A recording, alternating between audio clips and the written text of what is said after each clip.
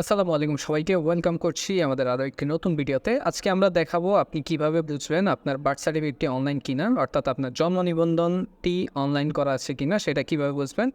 So এই ভিডিওতে আমরা দেখাবো আপনি কিভাবে অনলাইনের মাধ্যমে আপনি এটা দেখতে পারেন যে আপনার বার্থ সার্টিফিকেটটি অনলাইন করা আছে নাকি। সো আমরা এখানে যে কোনো একটা ব্রাউজার নিয়ে নিব। আমরা এখানে ক্রোম ব্রাউজার ইউজ করেছি। সো এখানে লিখে দিতে পারেন বার্থ সার্টিফিকেট চেক অনলাইন অথবা বার্থ সার্টিফিকেট চেক বাংলাদেশ, যে কোনো একটা লিখলে হবে।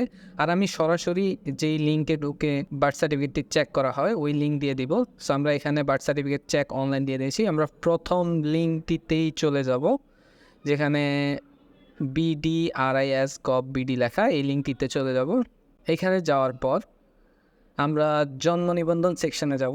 জন্ম নিবন্ধন সেকশনে গিয়ে জন্ম নিবন্ধন তথ্য অনুসন্ধান এইটাতে ক্লিক করব। এই লিঙ্কটি আমি ভিডিও ডিসক্রিপশন দিয়ে রাখছি, আপনারা সরাসরি এই পেজেও চলে আসতে পারেন অথবা আমি যেভাবে দেখিয়েছি এভাবেও দিতে পারেন, কোনো সমস্যা নেই। সো এই লিঙ্কটা আমি ডিসক্রিপশনে দিয়ে রাখবো আপনাদের সুবিধার্থে। তিনটে জিনিস আছে, একটা হচ্ছে আপনার বার্থ সার্টিফিকেট রেজিস্ট্রেশন নাম্বারটি দিতে হবে এবং ডেট অফ বার্থ দিতে হবে, আর একটা হচ্ছে একটা অ্যান্সার দিতে হবে। সো আমরা এখানে একজন ভাইয়ের বার্থ সার্টিফিকেট নাম্বারটি নিয়ে নিয়েছি। সো আমরা আস্তে আস্তে বার্থ সার্টিফিকেট নাম্বারটি তুলে ফেলি। এখানে প্রাইভেসির কারণে আমরা এটার ইনফরমেশনগুলো গোলা রেখেছি যাতে আপনাদের বুঝতে সুবিধা হয়। এখানে জাস্ট আপনার জন্ম নিবন্ধনের 17 ডিজিটের নাম্বারটি বসাবেন আর নিচে আপনার ডেট অফ বার্থটি বসাবেন। এখন ডেট অফ বার্থ আগে হচ্ছে ইয়ার দিতে হয়, তারপরে মাস, তারপরে দিন। সো আমরা এখানে ওনার ডেট অফ বার্থটি দিয়ে দিয়েছি, আর এখানে 62 থেকে 13 গেলে যত থাকে ওটা অ্যান্সারটা দিয়ে দিব।